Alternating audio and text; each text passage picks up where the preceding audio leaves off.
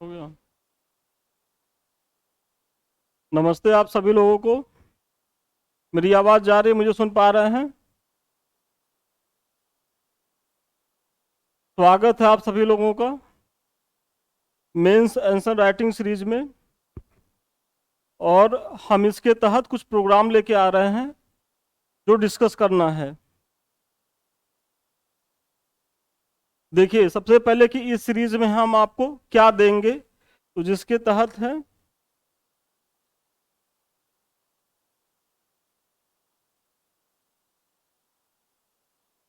जैसा कि आप लोगों से बात भी हुआ था ग्रुप में, तो हमने कहा था कि मंडे, वेंसडे, फ्राइडे, ये 3 दिन हम एक एक क्वेश्चन आप लोगों को देंगे।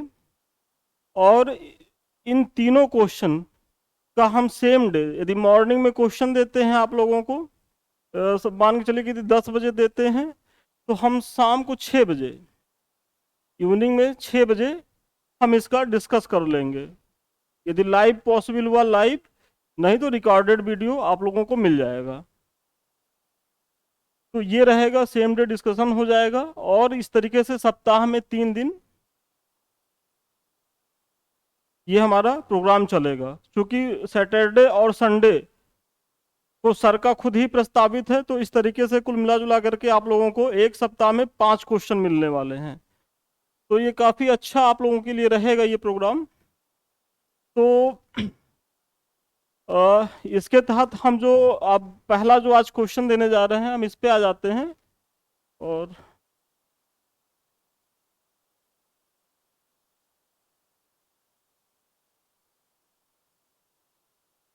देखिए, पहला क्वेश्चन है तो हम डिस्कस कर दे रहे हैं, और आप लोग इसको यहाँ से भी देख लीजिएगा और स्क्रीनशॉट भी ले सकते हो, फॉर्मेट भी बना लीजिएगा अपना।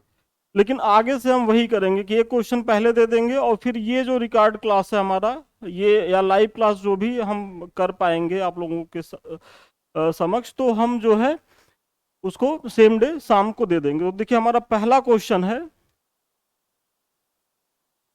भारत की चाबी को मद्रास में खोजने की डुबले ने एक मौलिक भारी भूल की।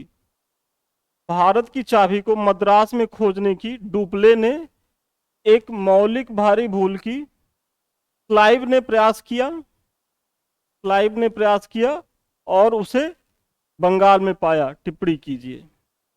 ये हमारा पहला प्रश्न है। और एक बार आप लोग फिर से सुन लीजिए कि भारत की चाबी को मद्रास में खोजने की डुप्ले ने एक मौलिक भारी भूल की। क्लाइव ने प्रयास किया और उसे बंगाल में पाया। टिप्पणी कीजिए। तो देखिए, यहां क्या कह रहा है कि टिप्पणी कीजिए, मतलब 70% चीजें, करीब 60 से 70% चीजें आप प्रश्न के अनुरूप, जो प्रश्न में पूछा गया है उसके बारे में आप बताएंगे। और 30% में आप उत्तर के जो 30% जो भाग है उसमें जो है इसके पक्ष विपक्ष या आपका अपना जो एक कंक्लूजन होगा वो आप देंगे। तो प्रश्न को 2 भागों में बांटेंगे। 70% में जो प्रश्न की डिमांड है उसको देंगे, और 30% में फिर आपको एक तरीके से अपना निष्कर्ष देना है। तो इसके तहत हम जो हमारा जो सबसे पहला पॉइंट है, इसके हम ये देंगे कि डुप्ले की राजनीतिक सक्रियता और कामयाबियों एवं उसकी विफलता को प्रथम एवं द्वितीय कर्नाटक युद्ध के माध्यम से बताना है। तो सबसे जो पहला हमारा पॉइंट जाएगा यहाँ कि डुप्ले की क्या भूमिका थी, उसको हम प्रथम और द्वितीय कर्नाटक युद्ध के माध्यम से उसकी सफलता विफलता को बता देंगे कि वो कैसी पर्सनालिटी था, वो किस हद तक सफल रहा, उसकी यदि वो कुछ असफल रहा तो उसकी असफलता में क्या कमियां थी, वो क्यों असफल रहा, वो हम पहले पॉइंट में बता देंगे। उसके बाद जो दूसरा हमारा पॉइंट है, क्लाइव, क्योंकि यहाँ 2 पर्सनालिटी हैं, डुप्ले और क्लाइव। तो डुप्ले को आपने पहले पॉइंट में बता दिया, दूसरे पॉइंट में बताना है क्लाइव के बारे में। तो क्लाइव जो है, क्लाइव का एक सामान्य परिचय देते हुए बताना है कि वो बंगाल में सफल रहा, और बंगाल में सफल रहा तो बंगाल की सफलता यानी कि प्लासी की सफलता से वो बक्सर के माध्यम से पूरे भारत को धीरे धीरे, मतलब ये जो प्लासी की सफलता है क्लाइव के माध्यम से, एक तरीके से कुंजी का काम करी बक्सर और पूरे भारत को जीतने का। तो ये दो पॉइंट में आप बेसिकली आप दो पर्सनालिटी का परिचय दे दीजिए कि क्लाइव और डुप्ले के बारे में। अब तीसरा जो हमारा ये पॉइंट है, उसमें यह स्पष्ट करना है कि मद्रास की तुलना में बंगाल किन अर्थों में बेहतर लक्ष्य था। क्योंकि अब आप पर्सनालिटी को बता चुके हैं, तो अब दो स्थल हैं भाई। उसमें प्रश्न में कहा भी जा रहा है कि चूंकि मद्रास में डुप्ले ने खोजा वो असफल रहा, लेकिन क्लाइव में बंगाल में खोजा और वो भारत की चाबी, मतलब भारत को जीतने में, भारत को जीतने की जो चाबी थी वो बंगाल में पा गया। तो आखिर बंगाल में ऐसा क्या था या मद्रास में ऐसा क्या नहीं था, तो वो हमारा जो तीसरा पॉइंट है वो जाएगा। और इसमें सबसे पहला क्या था कि बंगाल का भूखंड बड़ा था। ठीक है। अब आज का जो बंगाल है, आप उस समय के बंगाल आज के बंगाल में तुलना मत करिए। उस समय का जो बंगाल था उसमें बेसिकली पश्चिम बंगाल आज का,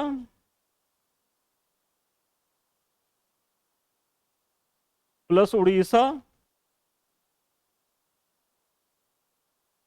प्लस पूर्वी बिहार का क्षेत्र,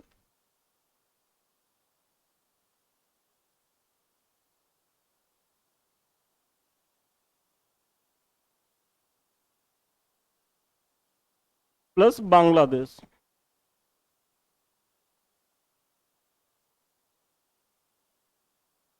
मतलब ये जो बंगाल था, उस समय का बंगाल था, वो आज के इतने क्षेत्रों को कवर कर रहा था। तो एक तरीके से बहुत बड़ा भूभाग था।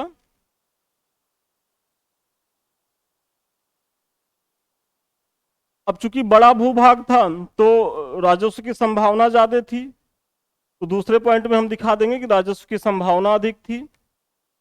और चूंकि बड़ा भूभाग था, जनसंख्या ज्यादा थी, तो जनसंख्या ज्यादा होने से क्या लाभ मिलेगा कि जो उस समय व्यापार के लिए जो उद्योग थे, तो उद्योगों के लिए एक सस्ता श्रम जो है वो सहज रूप से बंगाल के लिए उपलब्ध था। और चूंकि जब उद्योगों का विकास था तो व्यापारिक संभावनाएं ज्यादा थी। देखिए, कुछ आपको रटना नहीं है। पहला क्या है कि भूखंड, जब भूखंड बड़ा है तो चूंकि उस समय एग्रीकल्चर इंडस्ट्री का उस तरीके का विकास तो था नहीं, एग्रीकल्चर के आधारित ही उद्योग थे। तो चूंकि भूखंड ज्यादा है, एग्रीकल्चर अधिक है, सरप्लस प्रोडक्शन है, तो राजस्व ज्यादा है। यदि राजस्व ज्यादा है तो उद्योगों के विकास की संभावनाएं अधिक हैं। और यदि उद्योगों का विकास अधिक है तो व्यापारिक संभावनाएं ज्यादा है। तो देखिए कैसे ये चारों एक दूसरे से कनेक्ट है। तो इसलिए देखिए, रटना नहीं होता है, केवल समझने की जरूरत है कि अगर भूखंड ज्यादा है, फर्टिल है, तो उसे क्या लाभ हो सकते हैं, ये आप अपने से भी लिख सकते हैं। फिर इसमें जो एक बहुत महत्वपूर्ण पॉइंट है कि बंगाल पर विजय मद्रास की तुलना में ज्यादा सहज थी, क्योंकि वहां राज्य कमजोर था और प्रतिस्पर्धा कम थी। अब इस पॉइंट को देखिए आप,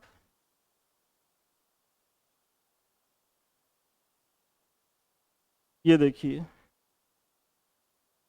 ये है आपका बंगाल। एक तरीके से ये पूरा जो क्षेत्र है, ये इतना बड़ा भूभाग, यहां देखिए मद्रास है। अब आपको पता है कि प्लासी के युद्ध के माध्यम से जो बंगाल में जो महत्वपूर्ण शक्तियां थी, बंगाल का जो नवाब था वो हार चुका था। और आगे चल करके बक्सर में तो और भी स्थिति बुरी हो जाती है, जब अवध का नवाब और मुगल बादशाह भी कहीं न कहीं हार जाते हैं और वो अंग्रेजों के प्रभाव में आ जाते हैं। तो उत्तर भारत की जो राजनैतिक स्थिति थी वो दक्षिण भारत की तुलना में ज्यादा सहज थी। मतलब उत्तर भारत में बंगाल के लिए, मतलब यहाँ यदि अंग्रेज थे तो अंग्रेजों को कोई बहुत बहुत मजबूत प्रतिस्पर्धी का सामना नहीं करना पड़ रहा था। लेकिन यहाँ क्या था, यहाँ मद्रास है, बगल में निजाम एक महत्वपूर्ण शक्ति थे, मैसूर भी यहाँ, टीपू सुल्तान हैदर अली वो भी एक महत्वपूर्ण शक्ति थी, मराठा जो उस समय भारत की, मतलब एक तरीके से चूंकि औरंगजेब का 1707 में डेथ होती है और जो मुगल साम्राज्य था वो विघटन का शिकार होता है, तो कहीं न कहीं उस गैप को मराठे फिलफिल कर रहे थे। तो मराठों की जो स्थिति थी वो पूरे भारत में सबसे मजबूत स्थिति में थे। हालांकि वो 1761 में पानीपत के युद्ध में जो पराजित हुए उनकी काफी हानि हुई, लेकिन फिर भी वो एक तरीके से अभी भी रेस में बने हुए थे। और 1761 के पहले तो वो पूरी तरीके से रेस में थे भारत के साम्राज्य को लेकर के। तो यहाँ ये दिखा देना है, फिर हमको इसमें जाना है अगले पॉइंट पे। लेकिन यहाँ प्रश्न यह उठता है क्या बंगाल का चयन क्लाइव ने किया था। अब एक महत्वपूर्ण प्रश्न ये है कि क्या, जैसे कहा गया है कि प्रश्न में, चूंकि बंगाल की क्लाइव ने बंगाल में चाबी खोजी, तो क्या चाबी खोजने का काम क्लाइव ने किया था? तो इसका उत्तर है नहीं।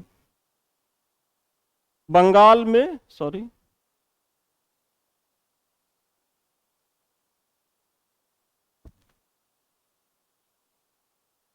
बंगाल का जो चयन है वो कंपनी द्वारा क्लाइव से पहले ही किया जा चुका था। अगर इसको उदाहरण के तौर में देखेंगे तो जब बंगाल में उत्तराधिकार का युद्ध हो रहा था, तो उस उत्तराधिकार के युद्ध में कंपनी जो है वो सिराजुद्दौला के अगेंस्ट जो एक गुट बना था, उसमें जो पूर्णिया का नवाब था शौकत जंग और घसीटी बेगम, तो उन लोगों के साथ अंग्रेज पहले से चाह रहे थे कि हम जो है एक कठपुतली शासक यहाँ बना सके। हालांकि वो उस समय कामयाब नहीं हुए थे और सिराजुद्दौला जो है वो नवाब, बंगाल का नवाब बनने में सफल रहा था। तो चयन, अगर चयन की बात आएगी तो कंपनी द्वारा किया जाएगा। तो अब यहाँ प्रश्न ये उठता है कि आखिर फिर क्लाइव की क्या भूमिका थी। तो क्लाइव की भूमिका बस इतनी ही थी कि वह एक प्रयोगकर्ता था और पहले से चली आ रही योजनाओं का सफलतापूर्वक क्रियान्वयन किया। कि कंपनी जो भी पॉलिसी बनाती थी, जो भी नीतियां थी, उसको वो सही तरीके से वो इम्प्लीमेंट करने में नो डाउट सफल रहा बंगाल में।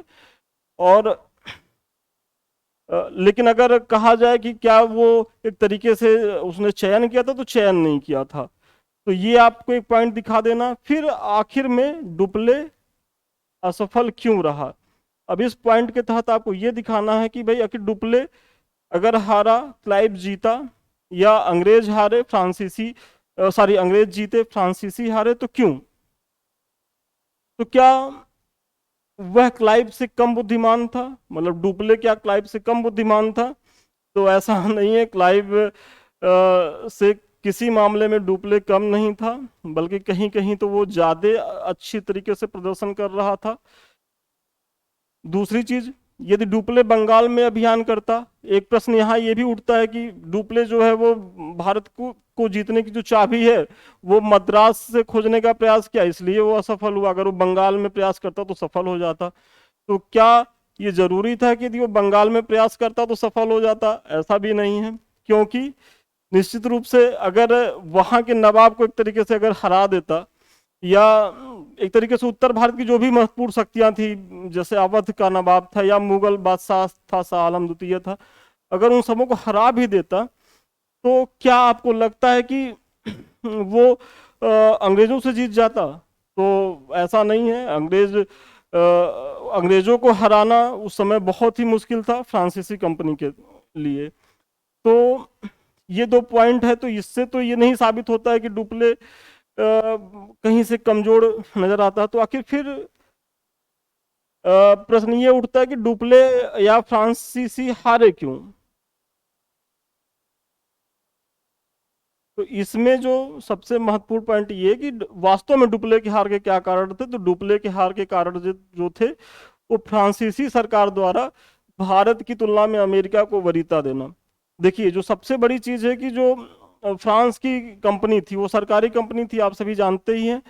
और फ्रांस की जो सरकार थी वो अपनी इस भारतीय कंपनी, मतलब जो फ्रांस की, जो फ्रांस द्वारा स्थापित जो भारत में जो कंपनी थी, उसके तरफ उसका ध्यान न हो करके वो अमेरिका जो, उसका अमेरिका जो था उस पे उनकी ज्यादा एक तरीके से थी वरीयता, वो देते थे अमेरिका को। दूसरी चीज, अदूरदर्शी राजनीतिक दखल, क्योंकि ये सरकारी कंपनी थी। चूंकि अब सरकारी कंपनी थी तो यहाँ राजनीतिक हस्तक्षेप अधिक थे, भाई भतीजावाद ज्यादा था। तो एक बड़ा कारण ये था। जबकि वहीं अगर देखा जाए तो अंग्रेज की जो कंपनी थी वो निगम की तरह काम करते थे, वो निगमित कंपनी थी, वहाँ कई शेयर होल्डर्स थे जिनके अपने हित होते थे। तो वो कहीं बहुत व्यवस्थित तरीके से वर्क कर रहे होते हैं। जबकि फ्रांसीसी कंपनी क्या है कि वो एक तरीके से राजनैतिक स्थिति का वो शिकार होती है। और डुप्ले के समय तो हद हो जाता है कि उसको प्रॉपर वे में भारत में खर्चा चलाने के लिए पैसा तक नहीं मिलता। और इसी वजह से डुप्ले ने ही सर्वप्रथम ये प्रयास भी किया था कि हम अपनी सेनाओं को भारतीय राजाओं के पास रखवाएं और उनसे एक बदले में किराया लें। मतलब किराए पे जो सैनिक रखने की जो परंपरा चलाई गई, वो कहीं ना कहीं उसका इम्प्लीमेंट करता डुप्ले ही था। तो ये दिखा देंगे। फिर क्या है, फ्रांसीसी कंपनी की तुलना में ब्रिटिश कंपनी का आर्थिक आधार 4 गुना अधिक था। अब आप सोचिए कि जिस कंपनी का आर्थिक आधार 4 गुना बड़ा हो, तो उससे मुकाबला वैसे भी किस तरीके का रहेगा। तो ये सब जो चीजें थी, और उसके बाद लास्ट में अंग्रेजों की नौसैनिक श्रेष्ठता। ये तो सर्वविदित है कि भाई अंग्रेजों की जो नौसैनिक श्रेष्ठता थी वो बहुत ही अच्छी थी। और ये अ, आप आगे भी चल के प्रथम विश्व युद्ध, द्वितीय विश्व युद्ध में भी देखेंगे कि इसी वजह से जो ब्रिटेन का व्यापार वाणिज्य था वो काफी बेहतर था। और वो सबसे ज्यादा उपनिवेश बनाने में सफल रहे, क्योंकि वो समुद्र के एक तरीके से एक छत्र बादशाह थे। तो इनकी श्रेष्ठता अधिक थी। तो ये थे वास्तव में डुप्ले के हार के कारण। अब यहाँ लास्ट में कंक्लूजन में एक पॉइंट आप और दे देंगे कि क्या यदि अंग्रेज प्लासी जीत गए तो उन्हें भारत की प्राप्ति हो गई। भाई प्रश्न में कहा गया ना कि क्लाइव ने बंगाल में खोजा और पाया, तो क्या बंगाल वो कुंजी थी वास्तव में, या बंगाल में जो प्लासी की लड़ाई थी वो बहुत निर्णायक थी उस तरीके से। तो इसका भी आप देखेंगे उत्तर नहीं है। क्योंकि अगर प्लासी के बाद बक्सर में यदि अंग्रेज हार जाते तो क्या वो अपनी चीजों को मेंटेन करके आगे बढ़ सकते थे? नहीं, वो प्लासी से जो अचीव किए थे वो भी उनका खो जाता। तो इसलिए ये नहीं कहा जा सकता कि केवल प्लासी जीतने से अंग्रेजों को पूरे भारत की प्राप्ति हो गई। बेसिकली उसके बाद उन्हें काफी संघर्ष करना पड़ा, बक्सर लड़ना पड़ा, और धीरे धीरे फिर वो एक एक करके भारत को जीतने में सफल रहे। तो ये हमारे पूरे उत्तर का फॉर्मेट है। आप लोग इसका स्क्रीनशॉट ले लीजिए, इसको हम ग्रुप में भी डलवा देंगे पीडीएफ में। और आप लोग इसका आंसर राइटिंग करिए, टेलीग्राम पे भी डाल दीजिएगा, इसको हम चेक कर दिया करेंगे। तो ये हमारा प्रोग्राम है, ये हमारा पहला क्वेश्चन था। और आप लोग कुछ चीज और देख लीजिए इसमें।